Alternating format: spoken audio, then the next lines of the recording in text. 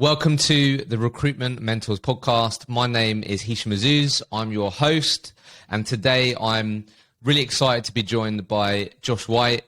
And I've done an introduction already, so we're going to get straight into it. And Josh, I want to ask you the $1 million question to start with, which is, and I'm sure you've thought a lot about it since you've been growing your team, but I really want to hear your take on what characteristics and traits do you believe make up a highly successful recruiter in today's market? Let's start there. Yeah, love it. So for me, I think there's 100 sort of interchangeable things, right? That one person has that one person doesn't have, because everyone's, an authentic version of themselves. But what it comes down to, especially in the early days, is someone who has a growth mindset before anything else, someone who is people or customer focused, and someone who is really at their core very coachable. I think for you to go from knowing nothing about recruitment to being a recruitment superstar, those three things will really get you there. I love that. That's I love those points. Growth mindset, coachability, and then the other one was being really passionate about customer service. Did you say? Yeah, it's people focus or customer focus. It's about when you're talking to someone that you're actually listening to them. When you're talking to someone, you are taking in what they say and making them feel heard. And that you're actually putting them first, right? So, there's loads of little things that go into that. Integrity, they're critical to relationship building, which is what we're all trying to do. Love it. So today, I know what people are really excited about, and obviously this is what we've been speaking about, right? I think there's a real trend of UK recruitment firms going to the US. They want it all. They want to take over America, right? So we are going to talk about your entire journey, but obviously today we're going to really hone in on what has Josh's journey been like over the last 3 or so years in taking your life, your career to Chicago and to the States. So I guess just before we go into that, where I always like to start, obviously you've worked at Stanton House for over 5 years. You've progressed your recruitment career. You've got a track record there. Who was Josh before recruitment? You know what? I've been thinking about this a lot, actually. Not only because you asked me about it, but because it's Mental Health Awareness Week month. I actually think I was a bit of a lonely soul. I think, anyone who knew me when I was at school, anywhere from sort of 14 to 16, I used to walk around the place telling everyone that I wanted to be a millionaire, which was quite frankly, a little bit ludicrous. I always had my little entrepreneurial moments, selling headphones. I was always talking about big projects and big things I wanted to do, but I never really clicked into gear. And when it comes to going to sixth form college, I got about 3 weeks in and I was like, this ain't for me. I'm going to go work full time. And my first job was selling suitcases in a House of Fraser, which I actually did for about a year or so. And then I got into furniture sales. I started selling high-end furniture. But that whole sort of, retail thing just weren't for me. I think I enjoyed it because I was quite passionate about it. And I got passionate about suitcases, right? But for me, I really wanted to be in control of my own destiny. And when someone told me about recruitment, I saw that as an opportunity to, be in control of my own destiny, right? Rather than waiting for people to come in and buy something, I could go out there and get them to come to me. I love that. Yes, I had no idea what I wanted to do. I mean, I even did a plumbing course at college, but the only reason why I did that, right, was, I don't know how old you are, but was you around when you got EMA for college? Do you remember that? I don't. Well, I didn't really. I made it into week 3 of college. Fair. so EMA was basically, for attending college, you got 30 quid a week. Wow. Back then, that was an Xbox game. Yeah. one a week, right? But yeah, I had no idea what I wanted to do, but it seems like you had a similar thing where when I sort of stumbled into sales, that's like I couldn't resonate. That really resonates with me. Like I know you didn't quite have it from. Yeah, you're right. Relying on people walking into the shop, but I'm assuming what did resonate with you about it was like Josh can show up to work, suitcases, furniture, whatever. But like if you work harder than the person next to you, like you will get rewarded for that. And that's when I stumbled across sales, I was like, oh my, yeah, this is exactly what I want to do. Yeah, I think I felt quite lonely until I found sales. Like I was. It wasn't that I wasn't necessarily academic. I definitely didn't apply myself. I'm sure we've all heard that before. But when I found sales, I was like, hold on, like, I can earn money just by chatting to people and helping them find something, right? Like helping them buy something. This is amazing. Yeah, no, but I can't. I mean, my first sales job wasn't selling furniture; it was selling bar crawl tickets in Magaluf, commission only. Oh, wow. So a bit more exciting than suitcases. Well, at least tried to make it sound exciting anyway. I'm sure you saw a bit more action. Oh, absolutely. What I guess what I always like to ask as well. So I love you sharing that. What has a career in recruitment given you then that maybe you least expected? You know what? I think it's given me the ability to learn and be challenged every day. That is a little bit philosophical. A practical answer would be, it's definitely helped me out. It's given me, a lot of financial stability and security, and that's amazing. But I think the philosophical piece is definitely around sort of being able to learn, grow, be challenged every single day. I think when you, and I see this with people that come through the ranks at Stanton House, and I was probably exactly the same. You kind of think, okay, I'll do this training thing, and then a couple of months in, I've got it right. Training wheels are off. I know how to do it, and I mean it's a bit of a rude awakening when you realise that actually the learning curve is completely continuous. I love that. So just giving you, I think that's great. So just continue to challenge yourself. Obviously, giving you the financial stability.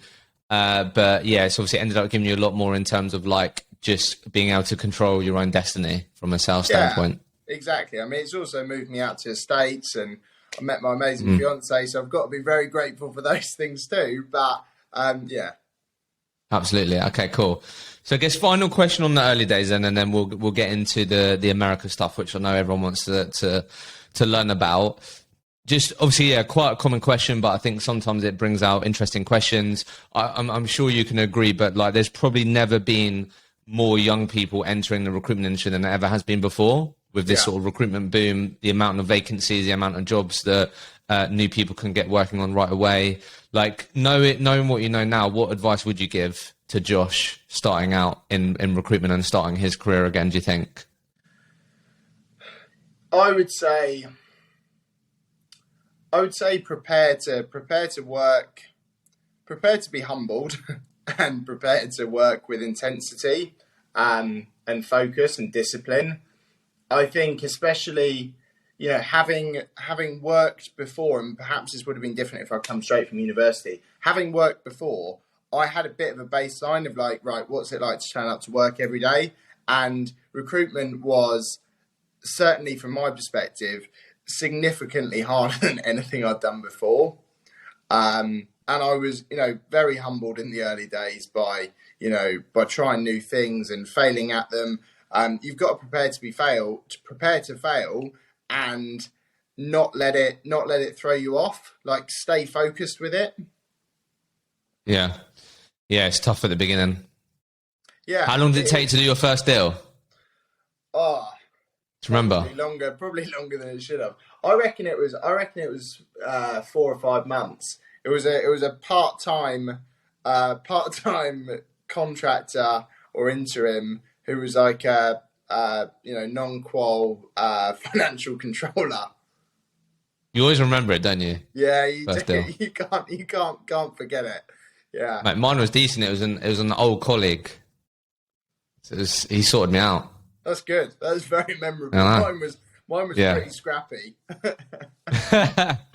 Love it. So obviously, just to give people context, obviously worked in the UK for a number of years, and then obviously within the finance space. So you just mentioned then sort of a finance professional. Yeah. But obviously from what I can see on LinkedIn, you can help me out with the timeline, but obviously 2019, is that when you went to the States, or was you already working and building? Like, because you hear a lot of people, right, they try and get traction before they go over there. So from what I can see online, from October 2019, it says senior consultant cybersecurity sales in Chicago. Yeah. So when did this start? Yeah, October 2019. So you didn't do any like building, talking to people before you went there? no, we didn't at all, actually. I mean, my colleague James Warren potentially did like a little bit, but I mean, how much did that have an impact? I mean, it was a couple of months. I think I know lots of people that do that model where they kind of like incubate the business in the UK and then take it over, and they've already got a few clients and so on and so forth. And I think if we'd done that, maybe that would have been a good thing. But to be honest, I rocked up at Chicago. I went to meet the team, which was two people who were already there. Two people. I was the last person to arrive. I mean, they all arrived about a week before me. Went to meet them both, and then the next day rocked up and I was like, right, what is this new market I'm doing? Wow. So just to frame it out for people, because this is important. So you was doing it with two other people. Yeah. Was they at similar level as you, experience-wise? Yeah, so you've got Henry Yeomans, who's VP of North America. So Henry's a few more years experience than me. He's been with Stanton House a bit longer. So he joined to sort of run the whole thing, and then you have myself and a guy called James, who were pretty much same level. Same level. Okay, cool. So then, so you said they got there a couple of weeks before you, but did Stanton House have a presence in the US at all? Or just so we understand that.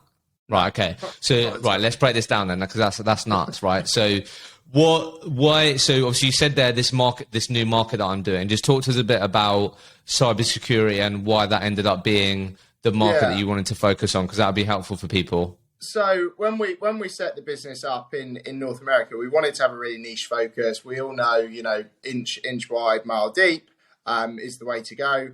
And we decided we landed on cybersecurity. We thought, right, that's going to be the right market for us to go into.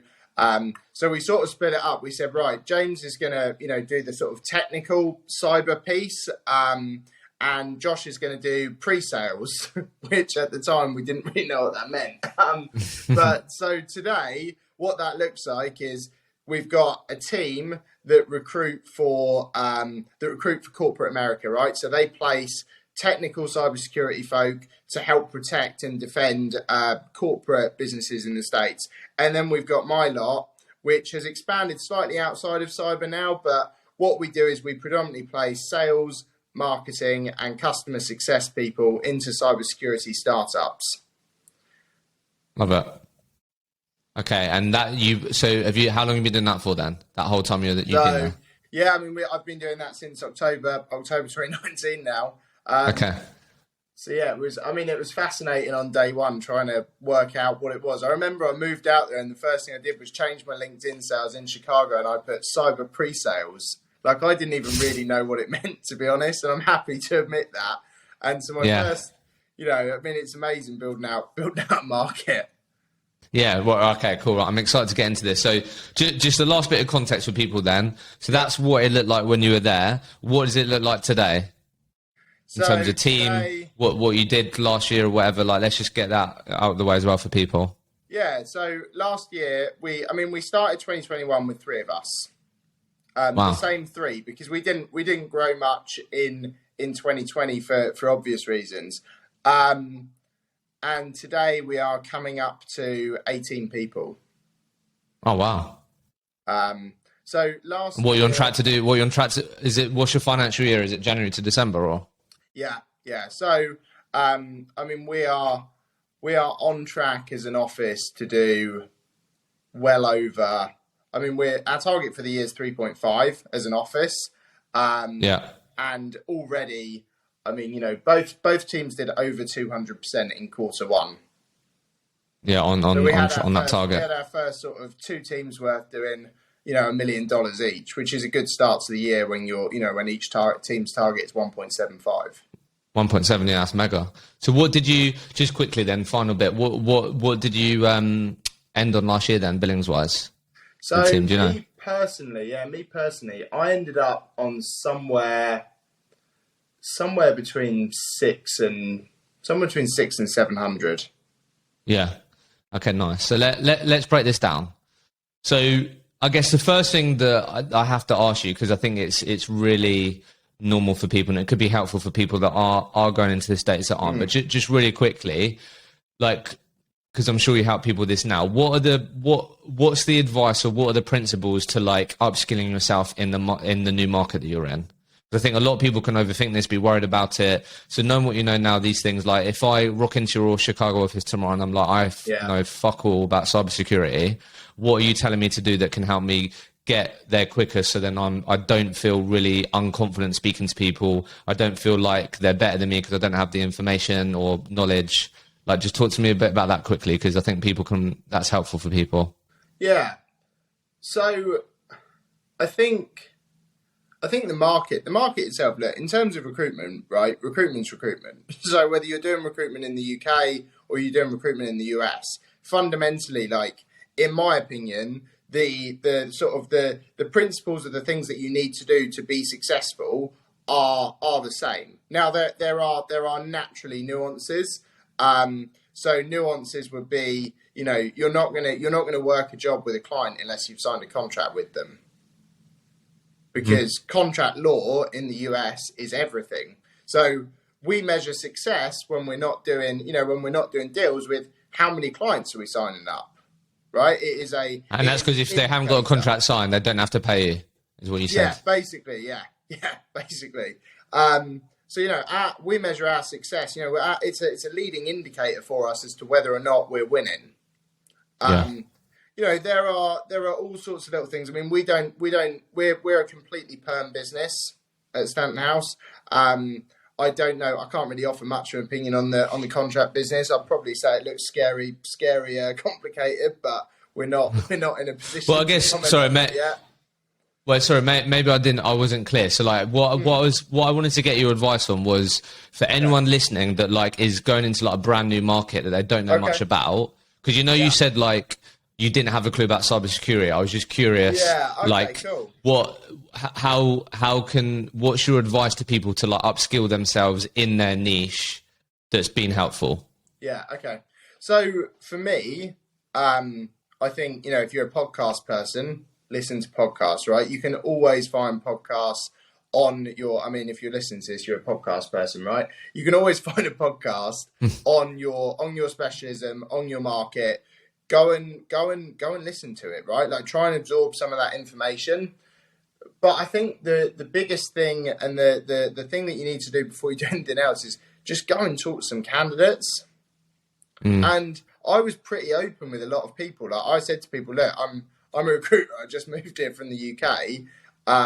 I've just started this new market. I'd love to have a chat with you and just understand a bit about, ask you a couple of questions about the market.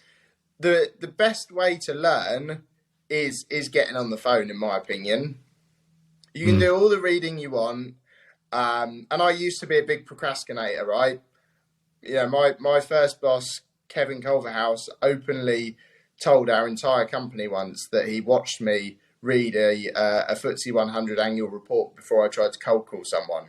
So I you compensate for like your fear, don't you? Because I've definitely done that. You're like, because you're shitting yourself.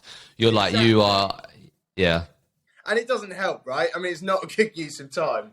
So for me, I think the best thing to do is like be vulnerable, be open to learning, and just be honest with people.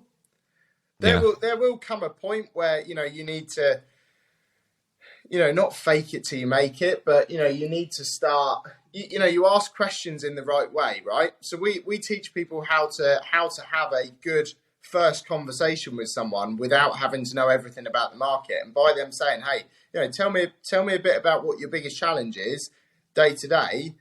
That person who asked that question learns something not only about the candidate but about their industry. No, thanks for sharing that. So let's break this down then. So like, it sounds like obviously you told us what you ended up in last year, which is pretty much your whole first year, right? And obviously that was during COVID vibes as well. So like, what did you have a plan then at all? When I got out there. Yeah, because like you said, you finished nearly north of like 700k in that 2020. So well, that's like October 2019 you land. Oh, sorry. Yeah, I always get confused with years. Like it's a crazy.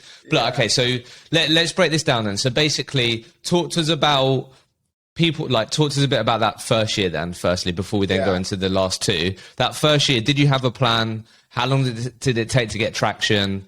Let's just talk a bit about that as to what it looked like and what you experienced. It took a couple of months to start getting traction. You know, my strategy was about meeting senior people and making friends with them. My strategy was about speccing, and my strategy was about, you know, just meeting and talking to as many people generally as I could. So I did a lot of that in the sort of first few months. I started to get some really good traction, probably December, January.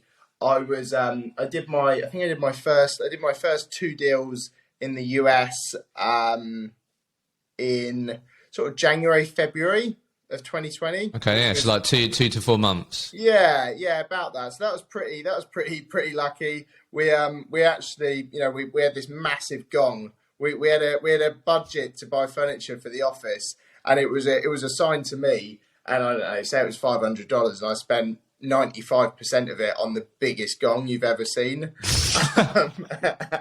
So why? We were all so excited, and I mean, look, the day that Chicago went into lockdown, March 16th, my birthday, I had like 3 or 4 offers pulled. I mean, it was devastating. Like I've moved my life over here. I've been building out this market for 5 months. I'm about to do some, you know, amazing couple of deals, like way quicker than I thought.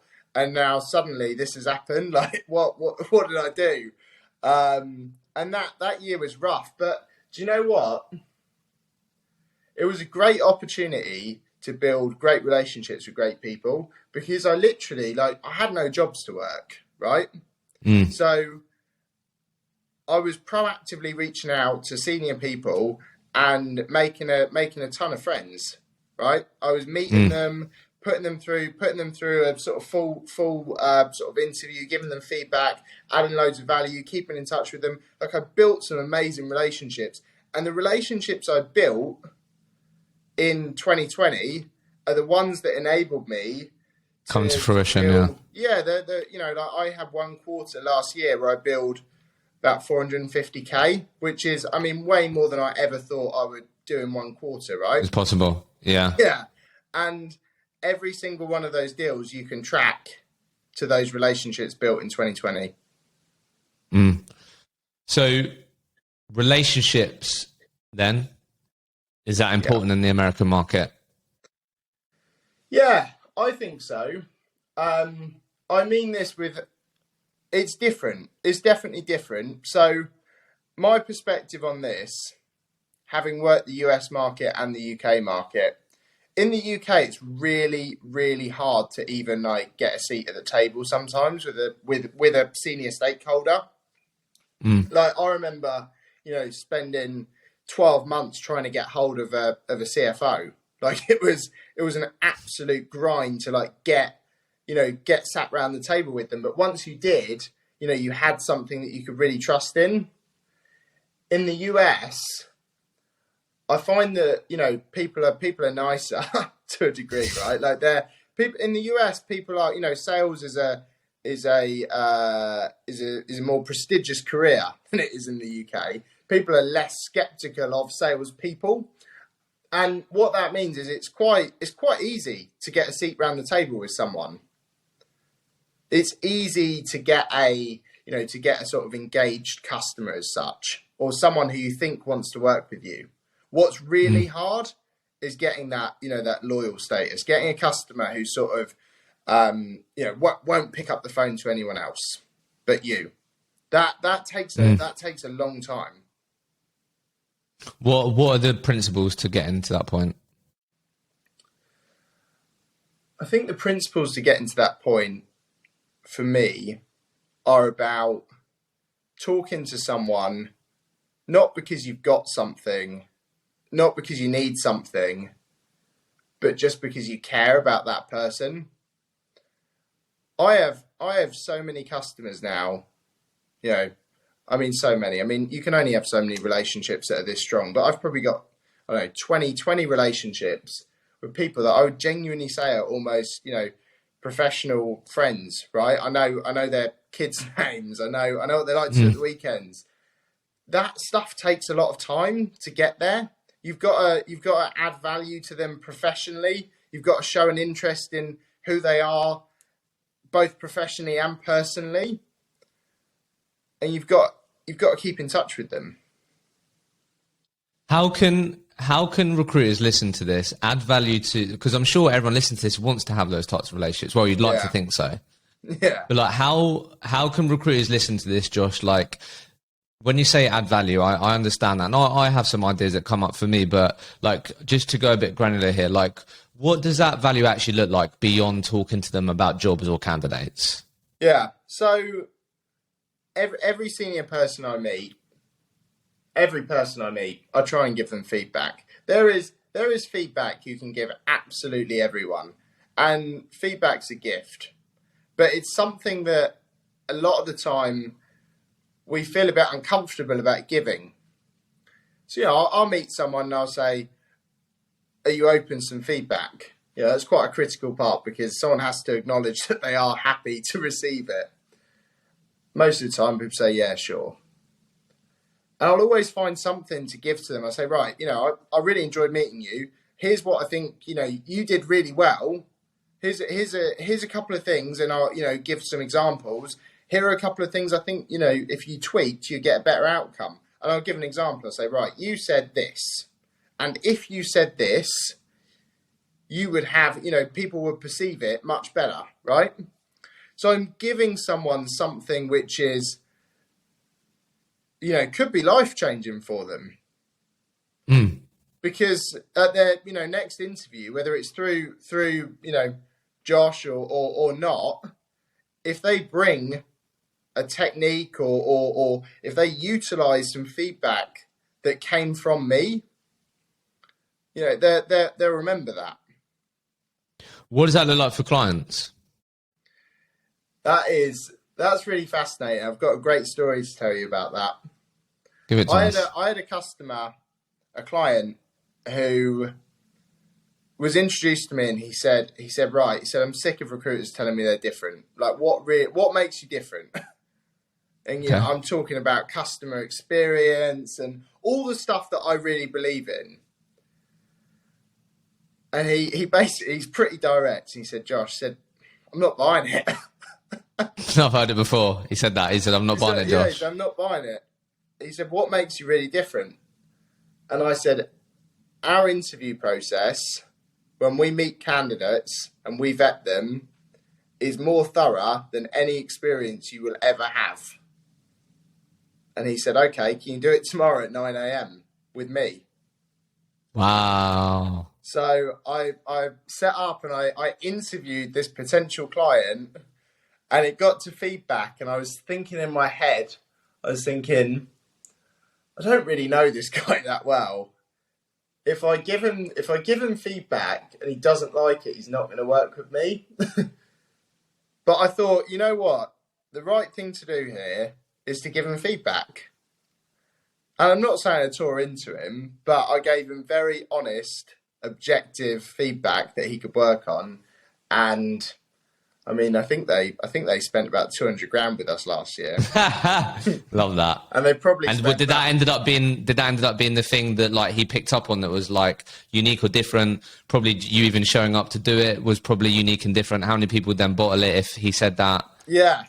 He was like, this is the most thorough experience I've ever had.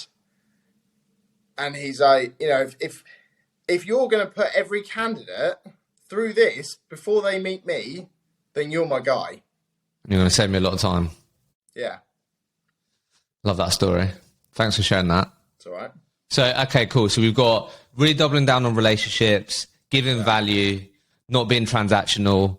Okay, so let's just talk about a few other things here then. So you mentioned then, so there's definitely, because this has been a nuance that we picked up on, but you sort of said there that in terms of just being a recruiter and calling someone, that's something that's sort of perceived better and differently in the US. So that's fair to say. How about competition? How have you found, like, as you've been growing the market, because obviously you all hear it, right? Recruitment in the UK is so fucking saturated. Yeah. Like, how did you find that on that journey? Did you find that you did end up competing with agencies a lot, or what was the competition like? Yeah. I mean, look, there is the competition landscape is definitely less saturated, right? Like, you just need to look at the numbers to see that. But it doesn't mean there isn't any competition. Like, there's still absolutely some really key players in the market. You know, a couple of them are US recruiters that have been operating for a long time. A couple of them are, you know, some of the big British firms that have moved out there. The difference is, especially with a lot of the US recruiters that I see, is they're a bit like a, you know, one-stop shop, right? They do a lot of different things, whereas a lot of the British recruiters that move over there, they tend to be quite focused and, you know, in niches. I mean, I would say every person I work with says to me, you know, I'm getting 10, 12 calls a day from recruiters, or I'm getting 10, 12 messages a day from recruiters.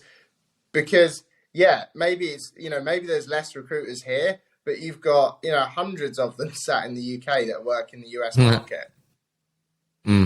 Okay, so that's interesting. So obviously you've ended up building traction, building a reputation. Yeah. Like, what do you think has been, like, the number? You've probably spoken about it, but I just wanted to ask and clarify, like, what has been the number one thing, do you think, that has really enabled you to, like, build a reputation? I think it really comes down to being absolutely committed to building great relationships with great people. I just don't think there's anything that tops that. And it's leveraging those too, right? Like, I let people leverage my network as much as I leverage theirs.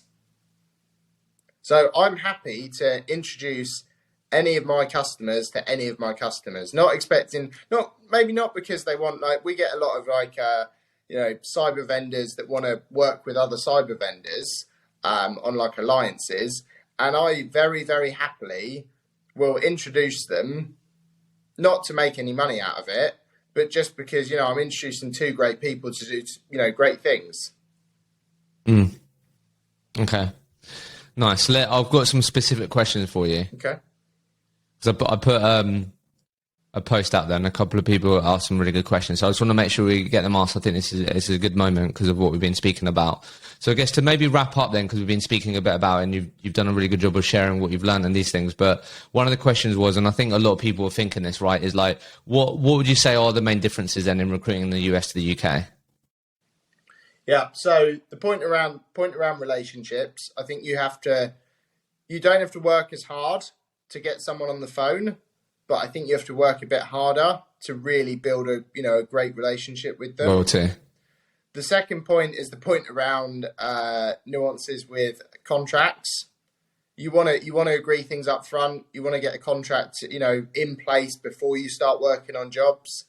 It's a commitment thing. It's also, you know, contractually you're not as well covered in the UK as you are, as you would be in the UK. I think those for me are probably the two main things. Okay. Yeah, nice. A few other granular things. How actually wait, let me ask you this first. So how have your recruitment skills developed since being in the US? I like that question. I would say I've become way more intense in how I operate. I think in the UK, I was all right. Like, I never really achieved exceptional things in the UK. I never really, like, clicked into gear. I think there was a lot of potential there, which hopefully is why they moved me out here. But I never really had, like, an amazing quarter, right? Like, I did all right.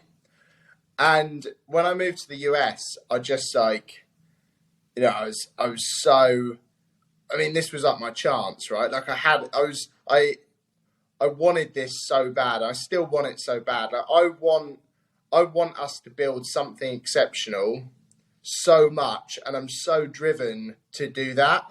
And I think it's enabled me to work with more intensity, to work with more focus, maybe a degree of structure. And the other thing is I've really transitioned from, being an individual contributor to leading people. And that's been hard, right? Like I hope my team will listen to this. And there's been pain points, right? It's really hard. I was probably a nightmare to begin with. Yeah, that's quite common. So what's ended up surprising you the most then about the US that maybe you weren't prepared for? I think this might be a controversial point. I don't necessarily think. I think there's a lot of hype around it.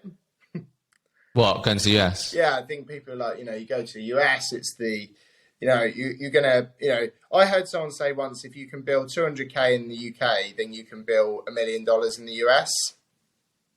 Yeah, I might have heard that before. I don't necessarily agree with that. Look, the market is like, if you look at it statistically, if you look at the facts, right, then you have got higher salaries. You can probably get higher fees in a lot of scenarios. And obviously that, those two things mean that does set you up for a bit more success in a way. But I think it's got its other challenges. You can probably bill 30% more, but depending on where you live, it might cost you 30% more to live there, right? Yeah. So I think yeah, there's amazing opportunity. Yeah, you can do, you can achieve amazing things out here. I think there is this view that if you go and do recruitment in America, then you're going to make millions, right? And I don't necessarily agree with that. Yeah, fair enough. No, I appreciate you being honest with that. So couple of granular things then, because I know there's a few more things we want to talk about, but I'm actually really keen to get your take on your experience of actually Josh, the human being, taking his life to the US, because I think that's something that's really important for people to consider and factor as well. So just a couple of granular things that I know people always want to know, right? So first one is, and we don't have to go into as much detail, but like what does like I think again, people are interested in this, what's the average interview process look like in the US? Is it shorter? Is it the same sort of thing? I know it depends on role, but all in all, like, is it a bit more of a quicker turnaround? Yeah, probably not. It's probably exactly the same, to be honest. I mean, I used to recruit contract in the UK. I recruit perm now, so I'd not really done perm before. And fair enough. Some people I knew in perm, I'd say it's probably about the same on average. Oh, so are permanent candidates actually available more quickly? Do they all have 1 week notice periods? Is that a thing as well? The average notice period is 2 weeks. 2 weeks. Yeah. And that's definitely the case that you've experienced. Yeah. I would say 99% of people we've placed have been on 2 week notice periods. Okay, cool. Bit more candidate stuff then. So like, interesting one, because I've spoke to a few people about this before, and this was actually more from an internal angle, but like from your perspective as well, candidates in the US, do you think the question was like, do people in the US put more emphasis on like the company benefits? Is it like the 401k? I can't remember what it is. Or are they more engaged on the base salary? I think, to be honest, I think it's pretty holistic. Like, healthcare obviously is like quite a big thing, because unlike the UK, we don't have the NHS in the US. So you don't have public healthcare. So I think healthcare is a big thing. Yeah, 401k is a big thing.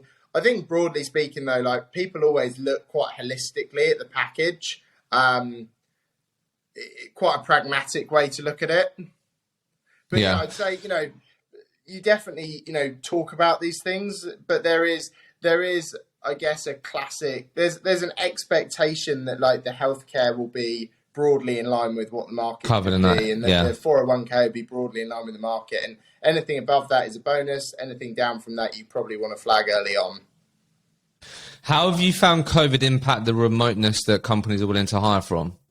Because obviously America's so big. Yeah. Because has it ended up open? Like, have you ended up? Because I guess I guess it depends what market you're in. But has it really ended up sort of opening up talent pools where people may not have been able to commute in previously? I don't know. How's that? Yeah, no. What does that landscape look like? Like, definitely. I think, with a lot of the roles that we recruited anyway were, a lot of it was moving towards remote, but I would say a ton more of it is now. I mean, the US is, you frequently hear people talk about, well, it's easy just to sort of hop on a plane, right? Like, a lot of people are quite used to doing one or two, a lot of professional people are quite used to doing one or two domestic flights a week. Really? Yeah.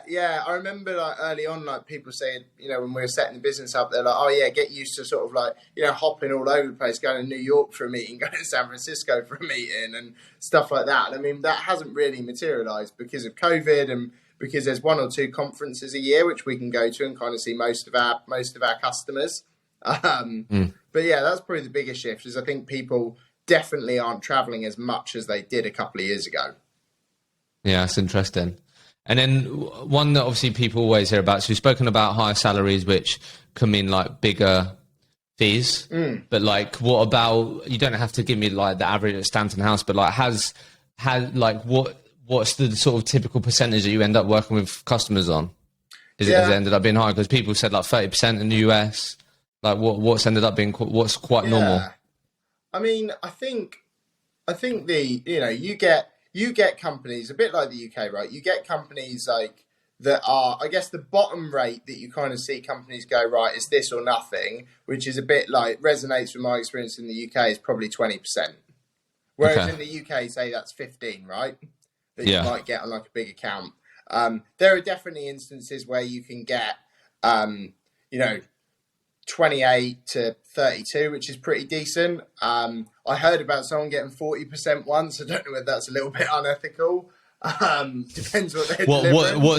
What's like the average that you're aiming with your team that you feel is like achievable? Like if you were to say to your team, right, by the end of the year, I really want us to be aiming for our average fee percentage to be and around this. I think somewhere, 28, 30%, I'd be really happy with. I'm confident that that what we provide, that provides great value for our customers too, and means that I can sleep easy at night knowing that our customers are getting great value. I never want anyone to be getting ripped off by it, right?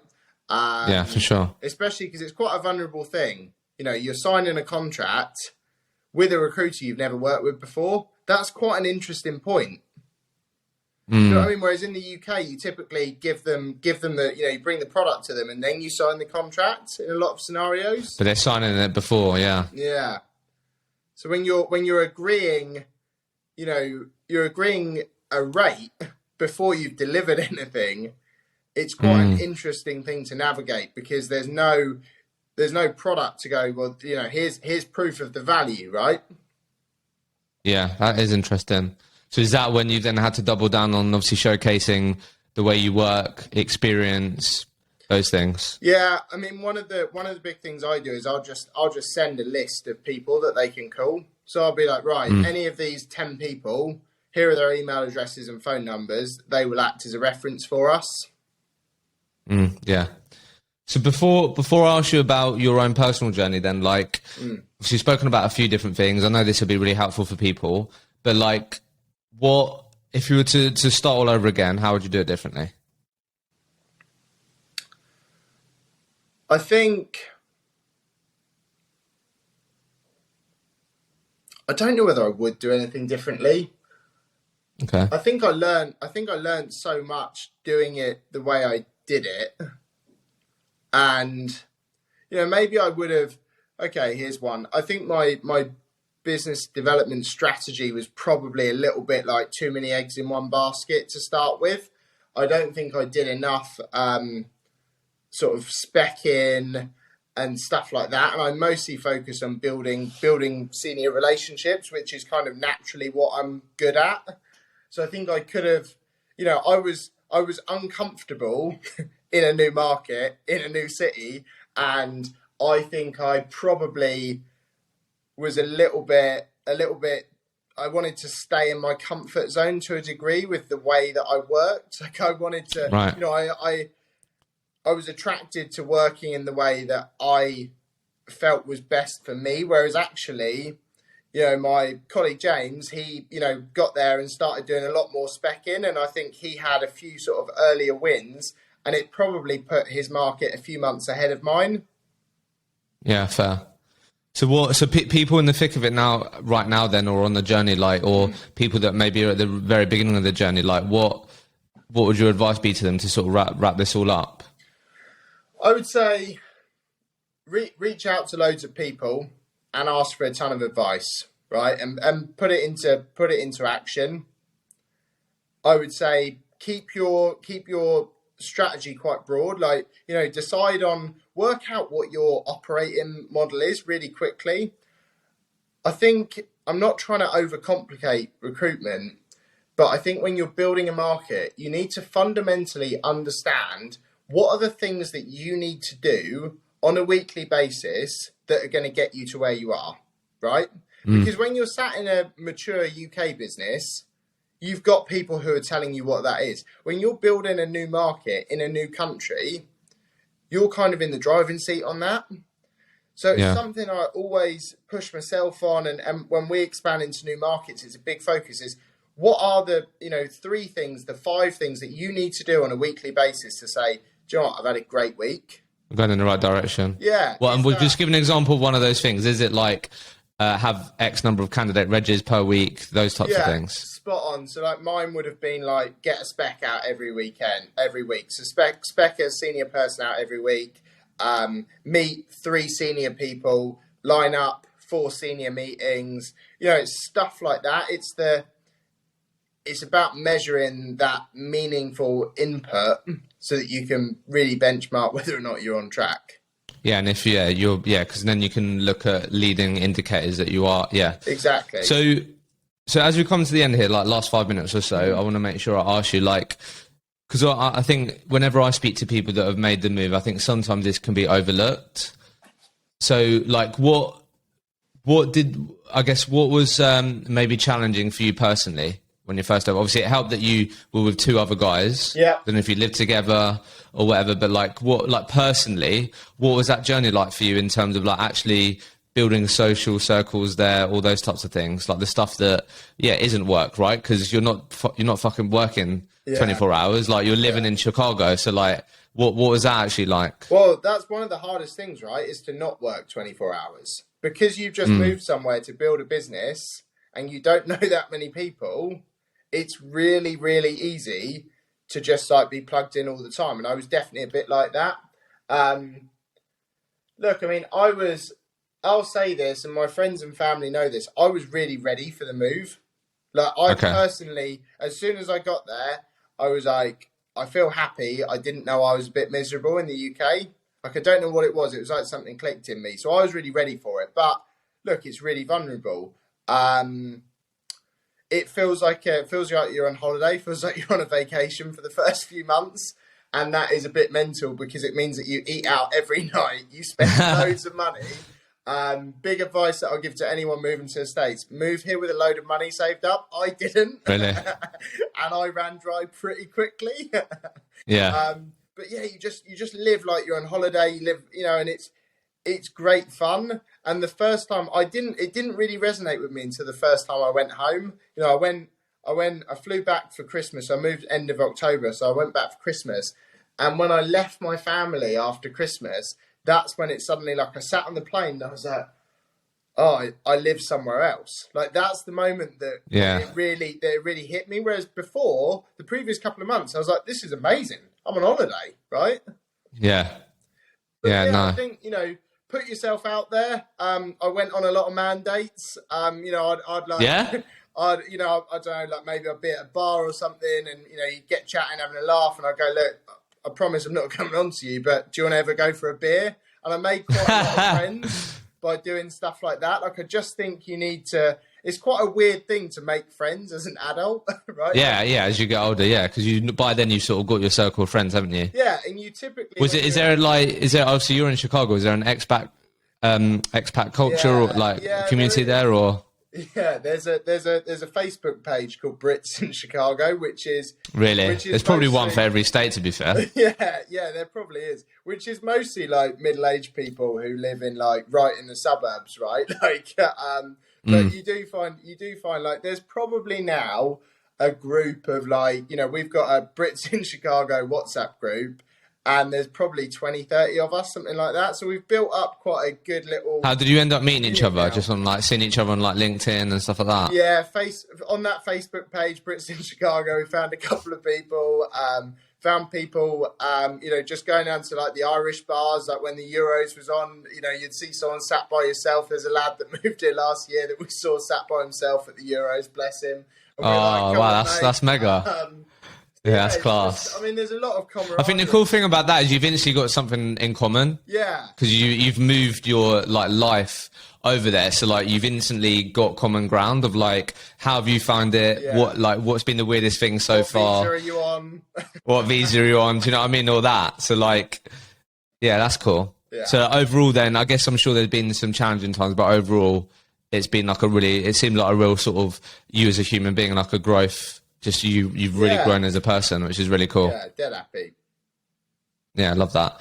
Josh, absolute pleasure. Thank you so much for sharing. Thanks for being so honest, transparent. I know that'd be really helpful for people, and I know that you're someone that's always keen to help. So if anyone wants more advice or thoughts, then definitely make sure you connect with Josh on LinkedIn. Yeah. But yeah, Josh, really excited to see where you take the business in the next couple of years. So thanks so much for joining me. Cool. Thanks, Hisham.